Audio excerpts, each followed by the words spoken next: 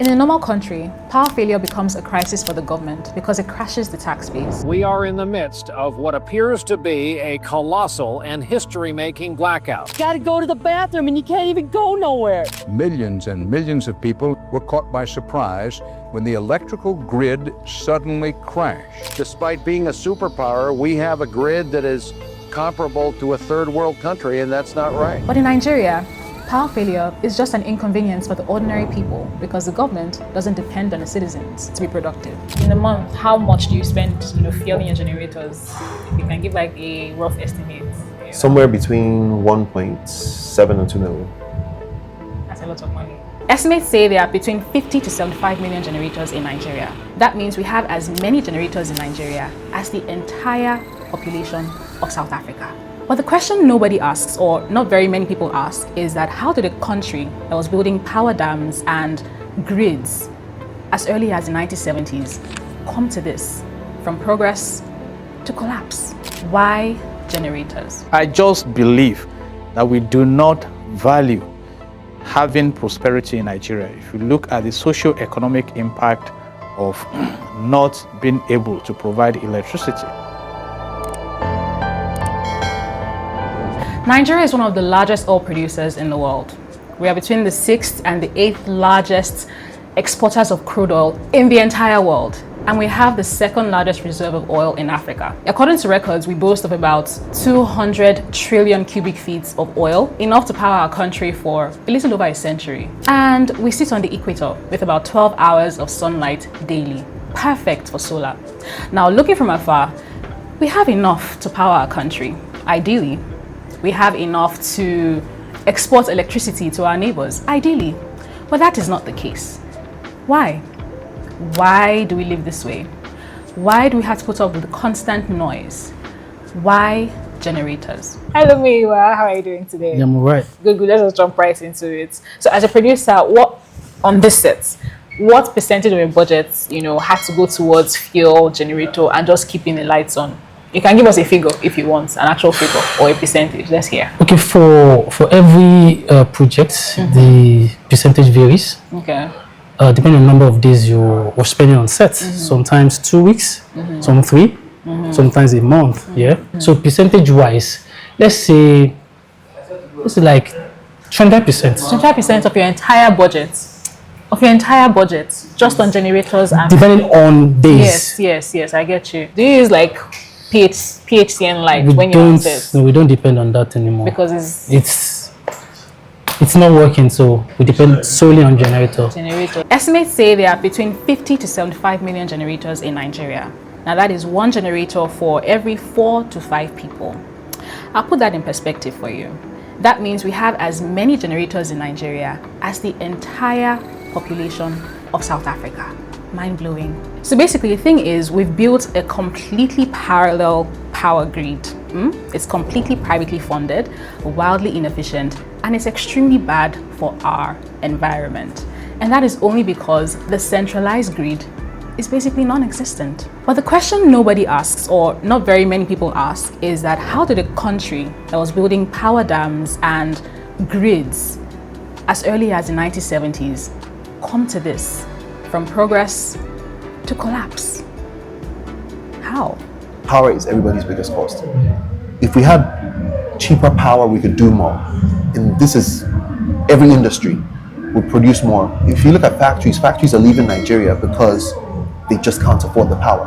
Now here's the shocking part. I'm sure you've heard of the Nigerian National Grid. Now that grid is meant to produce 12,500 megawatts per day.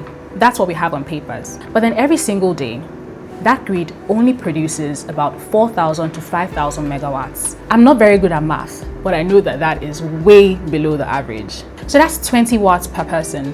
That's barely enough to even power my phone charger. Now, according to the World Bank, Nigeria needs at least 30,000 megawatts to meet basic functionality. So if we're producing between 4,000 to 5,000 watts per day, that means we are only operating at 15% of our capacity. That is a 22,500 watts deficit on the amount of megawatts we should be generating and making use of per day in this country. According to the Manufacturers Association of Nigeria, Nigerian households and businesses spend about $14 to $22 billion annually to power themselves on alternative power sources, basically generators, fuel, and every other thing that we tend to spend on every single day. Now that's roughly between 5 to 7% of Nigeria's entire gross domestic product being spent just to keep the lights on. In a month, how much do you spend, fueling your generators? If you can give like a rough estimate. Somewhere between 1.7 and 2 million.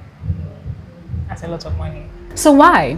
Why does this amazingly oil-rich country run on uncoordinated, privately funded, privately owned, privately managed power generation sets that only increase pollution? Why can't Nigeria power herself? Now the answer is incompetence or the lack of it. It's not even corruption. It's something way deeper, something that changed the DNA of the country. Now to understand why Nigeria needs generators and why we have generators in the first place, we need to understand what the finding of oil did to the country, how such a massive windfall maybe destroyed the country. Now to understand Nigeria's power failure, we need to go back to the 1960s. Now here's what most people don't know, or at least people as young as I am. Early independent Nigeria almost functioned like a normal country. Now this is how normal countries work. The government needs citizens to actually be productive because you tax economic activity. So the government invests in making economic activity possible.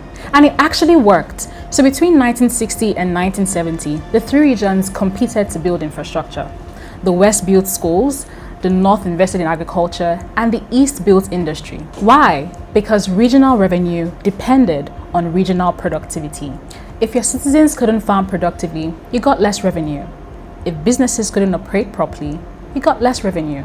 So the government provides water, provides roads, provides power, all to make the economy work. Nigerians are a friendly people, and we hope to develop friendly relations not only in the field of international politics, but also in the more individual relationships which spring from trade and commerce. The traders of Nigeria have a long history in Africa, and I have no doubt that they will soon be as well known in other continents. So this is basically how states function. You provide services and then you tax your citizens based on their productivity and you reinvest into more services. Nigeria was doing this, maybe not perfectly, but at least functionally. And this included power. So between 1960 and 1973, the government built dams, built transmission lines, and every single thing we needed to run our power infrastructure. Not because the politicians were so altruistic or they cared about us, but because that was how the government was going to make money, make the economy work so you can tax the people. Then everything changed. In 1 decade, the entire incentive structure flipped upside down. October 1973, the first oil shock. OPEC, the Organization of Petroleum Exporting Countries, orchestrated the first massive oil price change. The price of a barrel went from $3 to $12 overnight. So between 1970 and 2001, Nigeria made approximately $300 billion from oil exports. Now to put this in perspective, Nigeria's GDP in 1970 was about 5.3 billion, meaning that the entire oil windfall was about 60 times larger than the entire country. So imagine you normally make about 100,000 naira per month, and then all of a sudden, in one night, you begin to make about 6 million naira per month for the next 30 years. From just one source. That changes everything. It changes your entire relationship with work, with effort, productivity, everything. And that's exactly what happened to Nigeria. In 1970, oil was about 25% of our entire government revenue. By 1975, it was about 80%. And by 1980, it was about 90%. Now this is the moment everything broke. Overnight, the Nigerian government no longer needed its citizens to be productive to make money. The revenue was coming from the ground, from oil, from exports. So just one night, and then the citizens went from being relevant to being irrelevant. We talk about how Nigeria not being a productive nation. Without power, we cannot produce anything. We cannot be productive as an individual because if there's no power, your environment becomes very, very difficult to stay. You don't have time to think. You can never be creative in situations like that. And when you don't need citizens to be productive, you basically stop investing in productivity. Why build roads when all you need is oil? Why build schools when all you need to buy are drills? Why invest in the economy when you get all your money from oil? Now, this is what economists call the resource curse. When the government doesn't need to tax citizens to generate revenue and only depends on natural resources, the social contract breaks. The government doesn't need citizens to be productive, they only need to depend and control the resource. So infrastructure investment collapsed, not because we were poor or we couldn't afford it, but just because there was no longer any incentive to invest in infrastructure. I mean, who cares if the power grid fails 1,000 times a year when you can make money from oil? This is the foundation of Nigeria's generator economy. The power sector didn't fail by accident. It failed because oil money took away the incentive to maintain it. Now here's the irony. Nigeria actually built significant power infrastructure in the 1970s, but oil money kind of like just destroyed the incentive to maintain it. So why did Nigeria actually build this infrastructure in the 1970s? It's because the planning started in the 1960s under the old incentive structure when the government still needed citizens to be productive. So they built dams and everything needed to ensure the citizens had power. And it worked. By 1980, Nigeria had functional power infrastructure. It wasn't perfect, but it was good enough to power businesses. And so people could plan around a reliable power source. But then we stopped maintaining it. And here's why. Now, when the oil money started flowing in the 1970s, the Nigerian government stopped seeing the need to invest in infrastructure, in anything that didn't directly benefit those who control the oil resource. Infrastructure maintenance, that's boring, and it didn't really provide an opportunity for kickbacks, and corruption had basically become the order of the day. So power stations built in the 1970s ran without proper maintenance through the 80s, 90s, and 2000s. Gas turbines that were meant to last only 25 years were still running after 40 to 50 years. Transmission lines that were installed in 1975 were still running without maintenance, and transformers that got faulty were never replaced. And here's the vicious cycle. Degraded infrastructure means less power. Less power means angry citizens, and politicians only respond by commissioning new projects, new ribbon cuttings, new contracts, aka opportunities for more corruption. But maintenance, not important. Who can make money from maintenance after all? So by the 2000s, Nigeria's power grid was in a death spiral. And this is where oil money's effect comes into play. In a normal country, power failure becomes a crisis for the government because it crashes the tax base.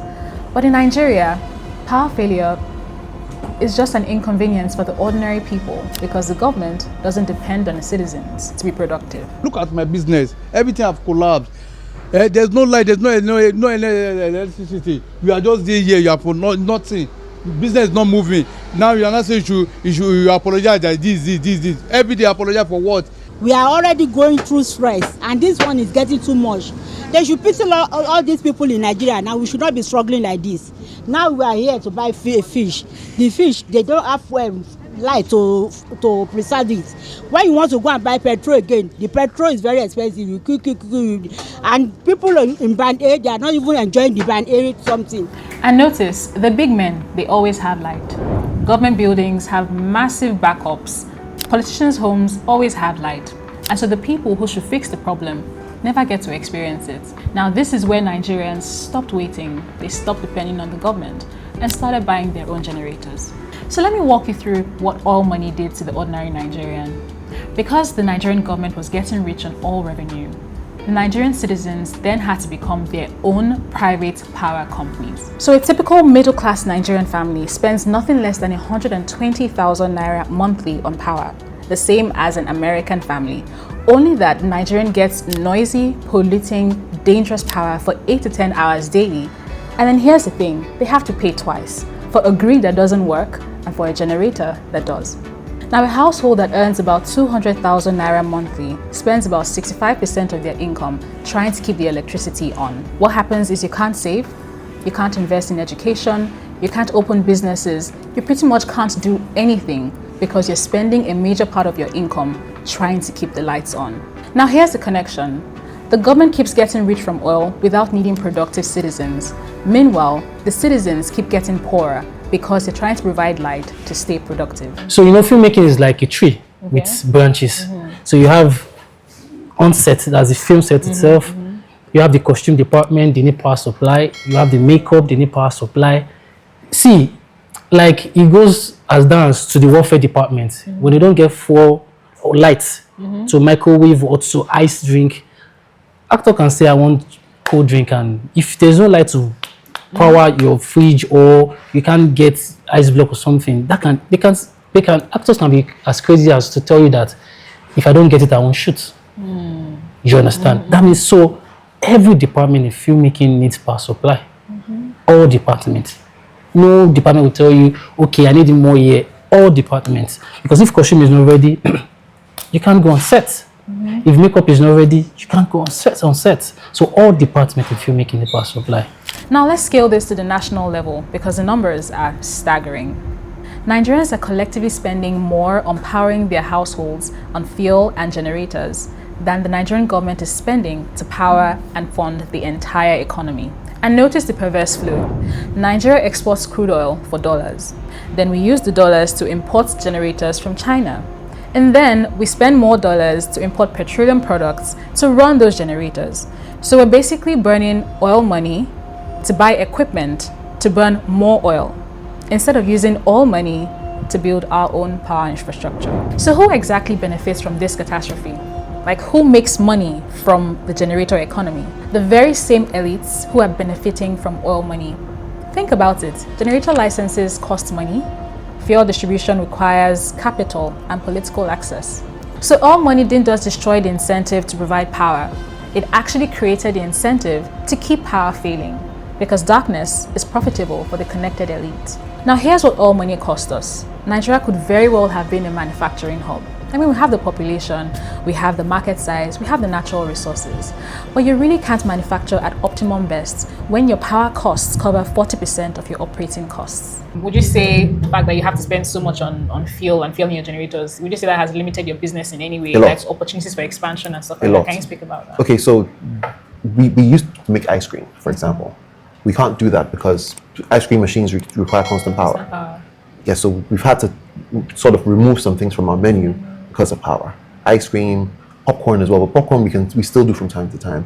But ice cream, we literally had to remove it from the menu completely because you can't, every time you turn off the generator, you lose that batch of ice cream. Yeah, so it's limited us a lot. So the jobs never came, the factories never opened, the industrial revolution that should have followed oil wealth never happened, because oil money killed the incentive to build infrastructure that makes industry possible. And finally, generators reveal how oil money created class appetite in infrastructure. So oil money basically created two Nigerias. One Nigeria is connected to power and is populated by the elite who make money from oil, while the other Nigeria is populated by impoverished Nigerians spending money daily just to keep the light on. So why doesn't Nigeria fix this? After 30 years and trillions spent, why does the power sector stay broken? Because oil money ensures that it remains broken. Now, between 2010 and 2020, Nigeria dedicated about 11 trillion naira to power sector reform, and generation increased from 3,000 megawatts to 4,500 megawatts. That's about 7.3 billion per megawatt. Now, the international average for a new power plant costs between $1 to $2 million per megawatt. Nigeria spent between 9 to 18 times more than that and got minimal results. Now, where did the money go? It basically went into the same pockets benefiting from oil money, because when your money comes from oil, corruption isn't a bug, it's the operating system.